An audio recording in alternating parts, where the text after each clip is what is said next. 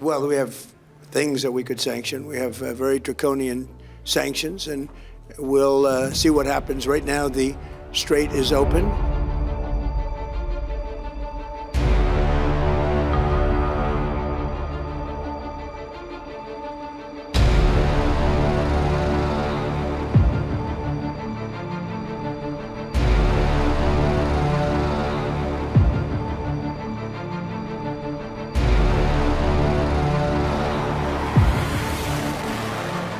و روشن بگویم تا زمانی که تعهدات آمریکا در تفاهمنامه از جمله رفع محاصره، آزادی اموال بلوکه شده، رفع تحریم نفت، پایان تهدید و عملیات نظامی در همه جبهه‌ها و دیگر شروطی که در تفاهمنامه آمریکا با آن متحد شده از اجرایی نشود، تنگه باز نخواهد شد. The war may have moved away from the battlefield, but the confrontation between Washington and Tehran is far from over. Iran has issued a fresh and chilling warning to the United States. Tehran says any new American threat will trigger a devastating response as Washington prepares what it calls the toughest financial penalties in history against Iran.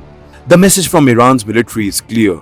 Land, sea, air defense and cyberspace are all on the table. And this time, the battle could be fought not just with missiles and drones, but with sanctions, oils, shipping, and economic pressure.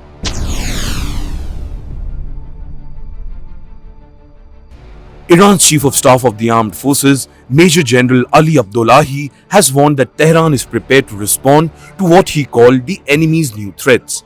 Iranian media quoted Abdullahi as saying the country's armed forces would deliver a crushing, punishing, and devastating response. The warning comes after the United States announced plans for a massive new economic pressure campaign.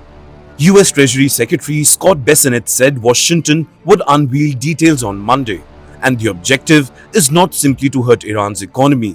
Washington says the pressure is aimed at forcing Iran to change course and potentially at toppling the country's leadership.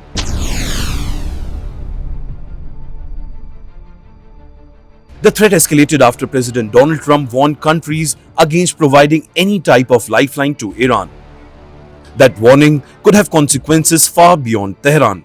Iran remains heavily dependent on oil exports, while countries including China continue to play a major role in buying Iranian crude. So Washington's new strategy could target not only Iran, but potentially companies, banks, and countries that continue doing business with Tehran. For Iran, this is being portrayed as another front in the war. Iran's foreign ministry has condemned the American sanctions as economic terrorism. Tehran says the pressure will not weaken its determination to defend its independence and sovereignty.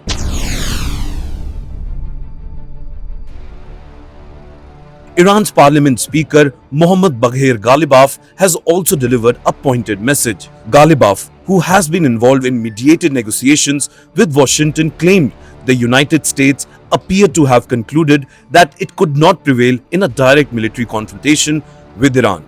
He also accused the United States and Israel of shifting towards economic and what he described as cognitive warfare. But Tehran now faces a difficult challenge. Iran has survived decades of sanctions dating back nearly 5 decades to the Islamic Revolution of 1979. Yet the latest pressure comes at a particularly sensitive moment. The conflict has already disrupted energy markets, damaged trade routes, and placed enormous pressure on the global oil supply.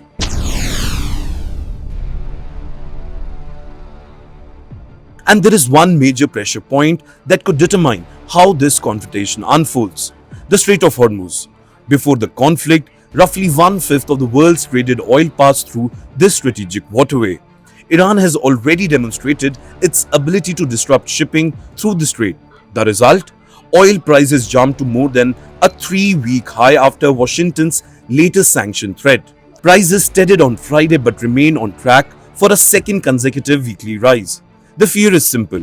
If the confrontation escalates again, energy shipments from the Gulf could face even greater disruption. That would mean higher fuel prices, and not just for Iran or the Middle East, but potentially for consumers and economies around the globe.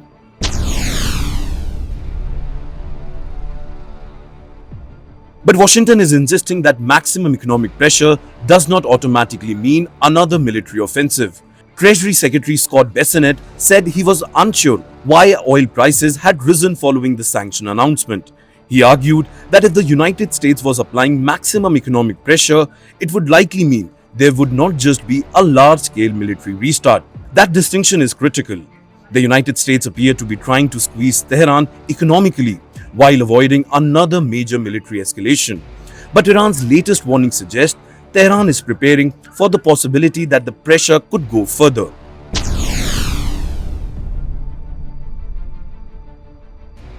In fact, the latest confrontation comes after two separate ceasefire deals announced by the United States and Iran. Both were intended to restore the free flow of shipping through the Strait of Hormuz and create a pathway towards ending the nearly 6-month-old conflict.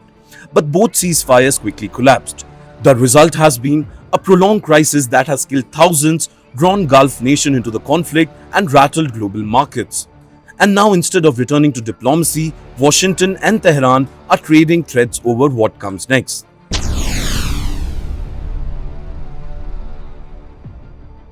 Then there is China.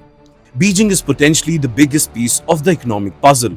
China brought more than 80% of Iran's shipped oil in 2025, according to Kepler data. Well, that means Washington's pressure campaign could run directly into its already complicated relations with Beijing. If the United States targets Chinese companies or buyers dealing with Iranian oil, China could retaliate, and Washington knows the risk. China is a major exporter to the United States, including critical rare earth minerals. And when Bessent was asked whether Washington could target China for doing business with Iran, he stopped short of revealing the administration's plan. Instead, he pointed to China's own dependence on Gulf energy. Beijing, meanwhile, has rejected the pressure strategy. China's embassy in Washington said sanctions and pressure would not help resolve the crisis. It called for responsible action and a political and diplomatic solution.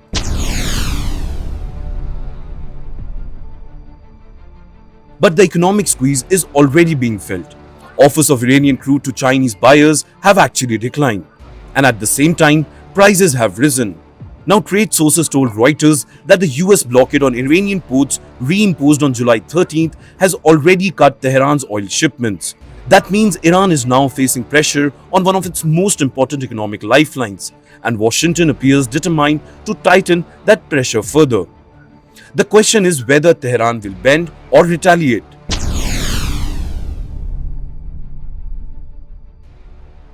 Well, for now, the message from Washington is maximum economic pressure.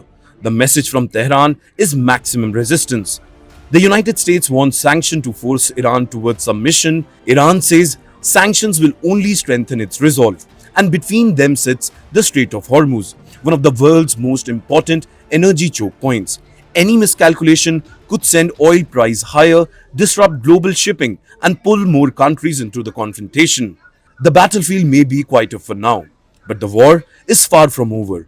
Washington is tightening the economic nose, Tehran is promising a devastating response, and the next move could decide whether this becomes a sanction war or the beginning of another military escalation.